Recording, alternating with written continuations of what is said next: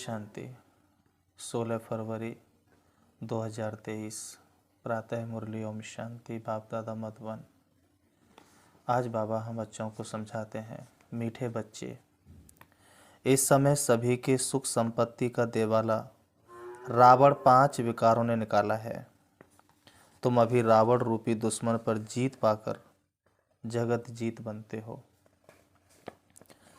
प्रश्न है, ड्रामा के किस राज को जानने के कारण तुम बच्चों के ख्यालात बड़े ऊंचे रहते हैं? उत्तर, तुम जानते हो ड्रामा अनुसार ऑटोमेटिक प्रभाव निकलता जाएगा, फिर भक्तों की भीड़ लगेगी, उस समय सर्विस नहीं हो सकेगी। दूसरा, जो बाबा के बच्चे दूसरे धर्मों में कन्वर्ट हो गए हैं वो निकल आएंगे, इसलिए तुम्हारे ख्यालात बहुत ऊंचे रहते कि कहाँ से कोई निकले जो बच्चा बन बेहद बाप से अपना वर्षा ले। तुम्हें यह ख्याल नहीं रहता कि कोई निकले जो पैसा दे, लेकिन शिव बाबा पढ़ाते हैं यह निश्चय बैठे और बाबा से वर्षा लेने के लिए भागे। गीत ले लो दुआएं माँ बाप की, गठरी उतरेगी सर से पाप की। ओम शांति। सेवा को सर्विस भी कहते हैं। पहले माता पिता सेवा करते हैं, अब देखो प्रैक्टिकल में कर रहे हैं ना। अभी से ही सभी कायदे कानून परमपिता परमात्मा आकर स्थापन करते हैं। तुम बच्चे आते हो, मम्मा बाबा कहते हो, तो मम्मा बाबा भी तुम्हारी सेवा करते हैं। बेहद के माँ बाप भी बच्चों की सेवा करते हैं। माँ बाप गुरु वह सब है लौकिक, यह है पारलौकिक। लौकिक को तो सब जानते हैं, बरोबर बाप जन्म देते हैं, टीचर पढ़ाते हैं अर्थात शिक्षा देते हैं। फिर वानप्रस्थ अवस्था में गुरु किया जाता है। यह रस्म रिवाज कब से शुरू हुई? अभी से ही यह आरंभ होती है। इस समय ही सतगुरु आते हैं, समझाते हैं मैं तुम्हारा बाप भी हूँ, टीचर भी हूँ, तो सतगुरु भी हूँ। बाप के तो बच्चे बने हो, टीचर रूप में इनसे शिक्षा पा रहे हो। अंत में सतगुरु बन तुमको सचखंड में ले जाएंगे। तीनों काम प्रैक्टिकल में करते हैं। तुम बच्चे माता पिता कहते हो तो बाप भी स्वीकार करते हैं। यह तो जानते हैं सभी बच्चे एक समान सपूत नहीं हो सकते हैं। यहाँ भी बेहद का बाप कहते हैं, सब बच्चे सपूत नहीं हैं। यह तो तुम भी जानते हो। अभी है रावण राज्य, यह कोई विद्वान पंडित आदि नहीं जानते हैं। जब कोई आते हैं तो पहले तो उनसे पूछना है तुम क्या चाहते हो।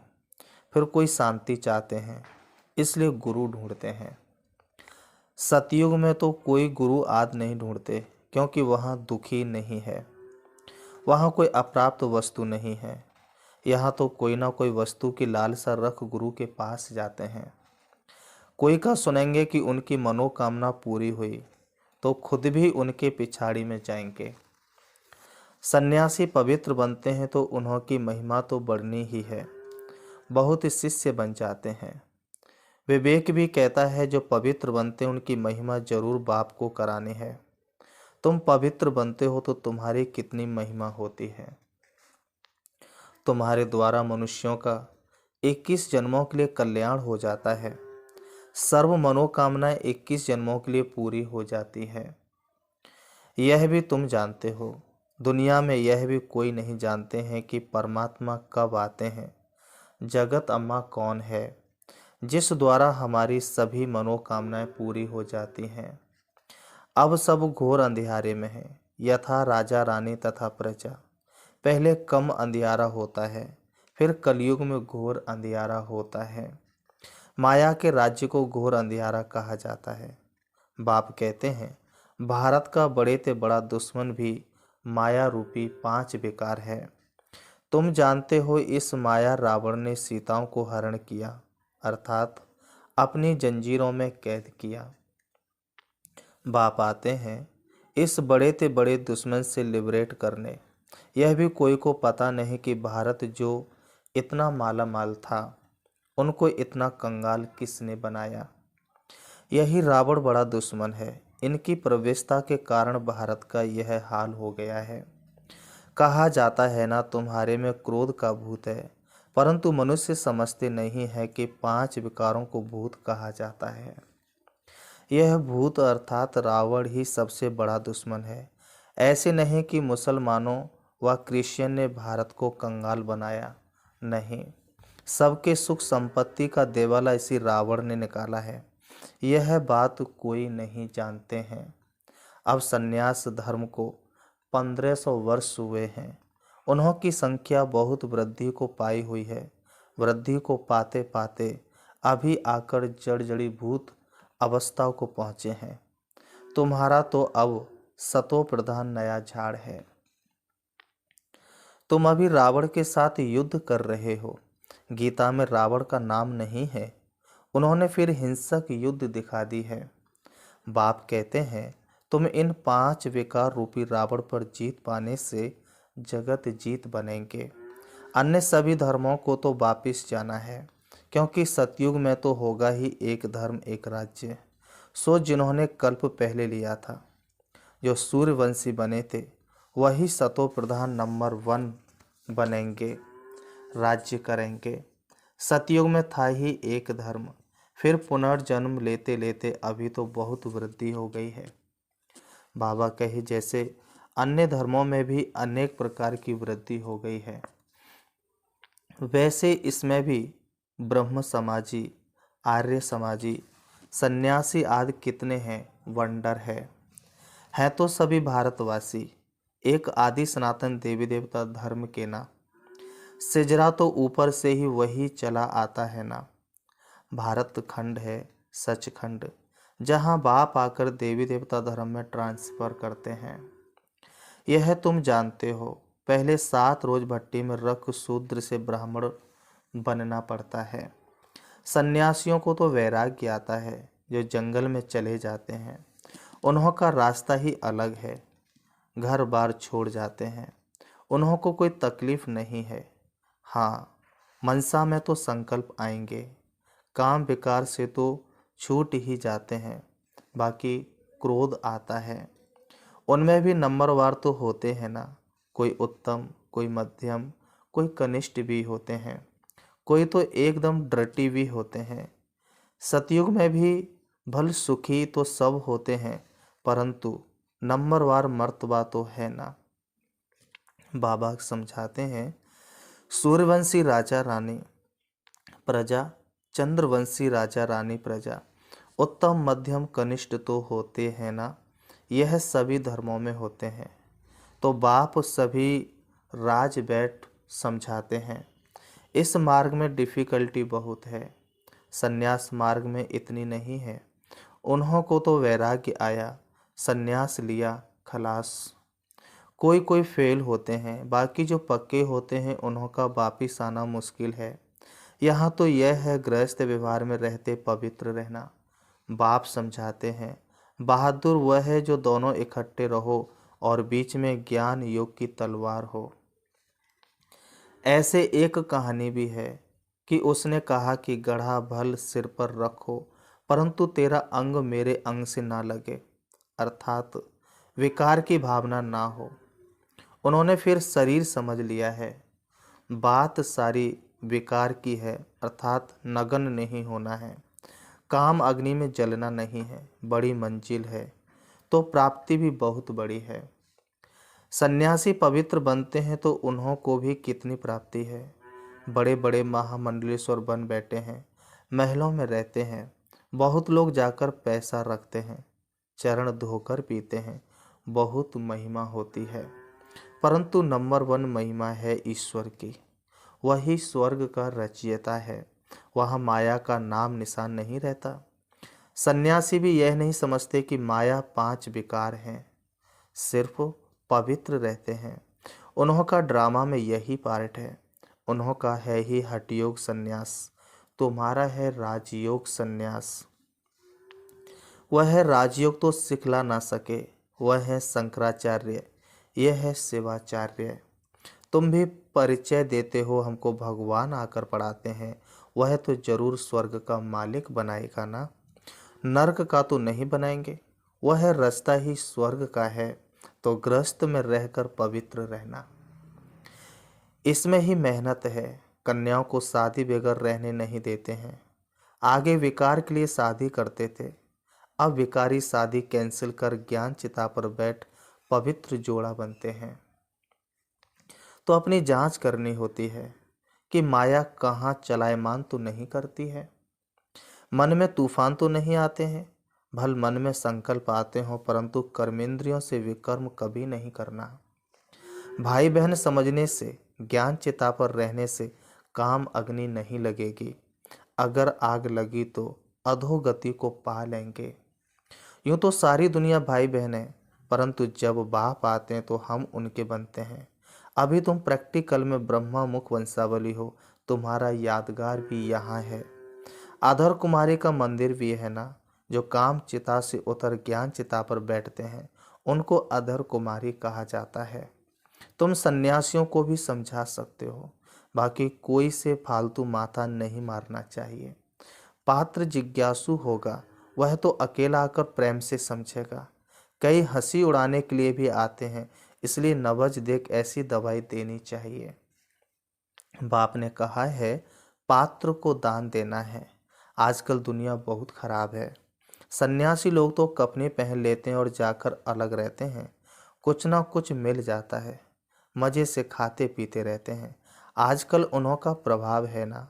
तुम्हारे में भी जो अच्छी सर्विस करते हैं, तो उन्हों की महिमा से औरों की भी महिमा निकल पड़ती है।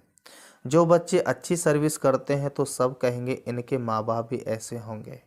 मेहनत जरूर करनी है। सन्यासियों को तो घर बैठे वैराग्य आ जाता है तो हरिद्वार चले जाते हैं, वहाँ कोई गुरु कर लेते। यहाँ की रस्म ही निराली है, इनका कहाँ वर्णन है ही नहीं। गीता को ही झूठा बना दिया है। यह पहली बात खुल जाए, बाबा कहे यह पहली बात खुल जाए तो सब बी के बहुत नामी ग्रामी हो जाएं। सब तुम्हारे पर सदके जाएं, बलिहार जाएं। प्रभाव निकलना तो है ना। बाबा कहे कि प्रभाव तो निकलना है ना। अभी तो तुम्हारा बहुत सामना करते हैं, पहले तो घर के ही दुश्मन बनते हैं। इस बाबा के भी कितने दुश्मन बने। श्री कृष्ण के लिए भी कहते हैं ना, भागता था। कितने कलंक लगाए हैं। यह भी ड्रामा में नूंद है। ड्रामानुसार ऑटोमेटिकली प्रभाव निकलता जाएगा, फिर भक्तों की भीड़ आकर होगी, परंतु भीड़ में फिर सर्विस हो नहीं सकेगी। सन्यासियों के पास, बाबा कहते हैं सन्यासियों के पास भीड़ होती है तो वह खुश होते हैं। बाबा कहे बच्चे, यहाँ तुम जानते हो कोटों में कोई निकलेगा। सन्यासी तो यही सोचेंगे कि इनसे कोई निकलेंगे जो पैसे देंगे। तुम्हारे ख्याल चलता है कि इनसे कोई निकले जो बच्चा वन वर्षा लेवे, तो कितना फर्क है। तुम भाषण करते हो तो जो अपने बच्चे और धर्मों में कन्वर्ट हो गए हैं वो निकलेंगे। कोई आर्य समाज से, कोई कहाँ से निकल आते हैं। तो जब फिर लोग सुनते हैं ये हमारे धर्म का ब्रह्मा कुमार कुमारियों के पास भाग गया है, तो समझते हैं हमारी नाक कट गई। इसमें समझाने की बड़ी युक्ति चाहिए। पहले तो बाप का परिचय देना है।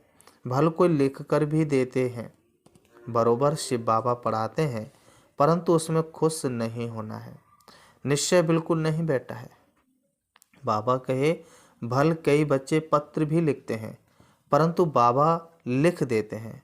तुमको निश्चय बिल्कुल नहीं है। निश्चय बैठे मोस्ट बिलवेट बाप से वर्षा मिलता है, तो एक सेकंड भी ठहरे नहीं।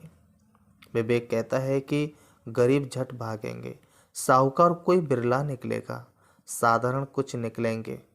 कोई भी आए बोलो यह राजियों की पाठशाला है।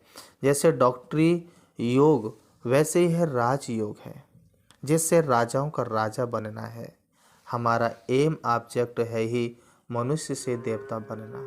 अच्छा, तो फिर बाबा कहते हैं बाप दादा का मीठे मीठे सिखलदे बच्चों प्रति नंबरवार पुरुषार्थ अनुसार याद प्यार। दिल पर वह चढ़ते हैं, दिल पर वह चढ़ते हैं जो पुरुषार्थ कर आप समान बनाते हैं। बाकी बाप सभी को प्यार तो करेंगे ही। अच्छा, रूहानी बाप की रूहानी बच्चों को नमस्ते। रूहानी हम बच्चों की रूहानी बाप दादा को याद, प्यार और नमस्ते नमस्ते नमस्ते। धारणा के लिए मुख्य सार नंबर 1, कर्मेंद्रियों से कोई भी विकर्म नहीं करना है। ज्ञान और योग बल से मन के तूफानों पर विजय प्राप्त करनी है। दूसरा, सेवा ऐसी करनी है जिससे माता पिता का नाम बाला हो, सबकी दुआएं मिलती रहें। वरदान, अपने अनादि स्वरूप में स्थित रहे, सर्व समस्याओं का हल करने वाले एकांतवासी भव। स्पष्टीकरण, आत्मा का स्वधर्म सुकर्म स्वस्वरूप स्वदेश शांत है। संगम युग की विशेष शक्ति साइलेंस की शक्ति है। आपका अनादि लक्षण है शांत स्वरूप रहना और सर्व को शांति देना। इसी साइलेंस की शक्ति में विश्व की सर्व समस्याओं का हल समाया हुआ है। शांत स्वरूप आत्मा एकांतवासी होने के कारण सदा एकाग्र रहती है और एकाग्रता से परखने व निर्णय करने की शक्ति प्राप्त होती है, जो व्यवहार व परमार्थ दोनों की सर्व समस्याओं का सहज समाधान है। स्लोगन, अपनी दृष्टि वृत्ति और स्मृति की शक्ति से शांति का अनुभव कराना ही महादानी बनना है।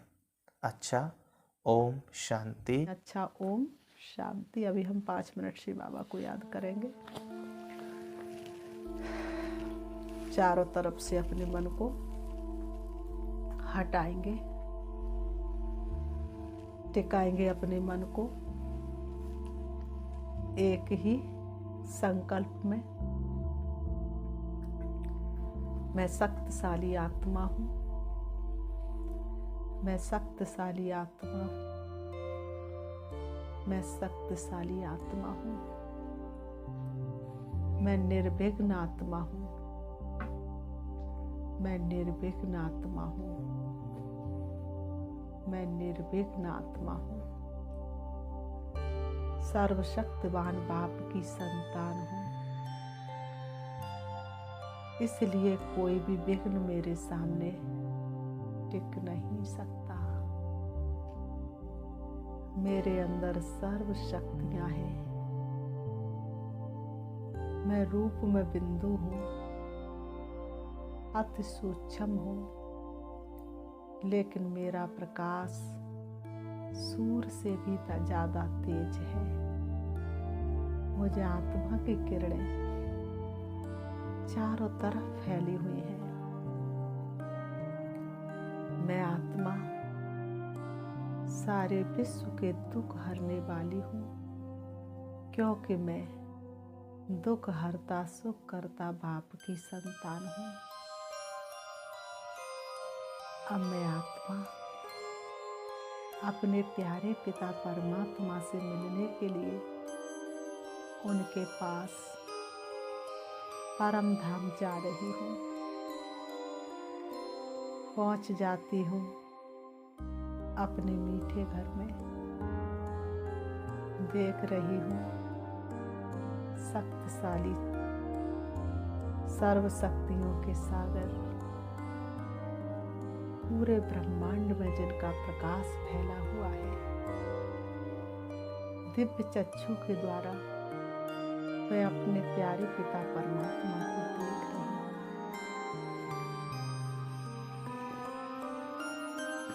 वह मुझे देख करके मंद मंद मुस्करा रहे हैं। उनकी मुस्कुराहट की मुझे अनुभूति हो रही है। मैं कितनी भाग्यशाली हूँ। कैसे बाबा अपने भाग्य की सराहना करूं। आपने मुझे क्या से क्या बना दिया। आपने मुझे भटकने से छुड़ा दिया। मैं पद्मा पदम भाग्यशाली हूँ। स्वयं भाग्य विधाता का वरदानी हाथ मेरे सिर पर है। इससे बड़ा भाग्य और क्या हो सकता है। उनकी किरणें मुझे शक्तियों से भरपूर करती जा रही हैं। मैं आत्मा शक्तिशाली स्थिति का अनुभव कर रही हूँ। शिव बाबा से शक्ति लेकर मैं वापस आ रही हूँ। आ जाती हूँ सृष्टि रंगमंच पर, दोनों ब्रह्मों के बीच प्रकृति में विराजमान हो जाती हूँ। अब मुझे आत्मा में पहले से कई गुना ज़्यादा शक्ति है। मेरी शक्तियाँ अनेक मनुष्य आत्माओं का कल्याण कर रही हैं, सबके दुख हर रही है, सुख का अनुभव करा रही है। ओम शांति, ओम शांति।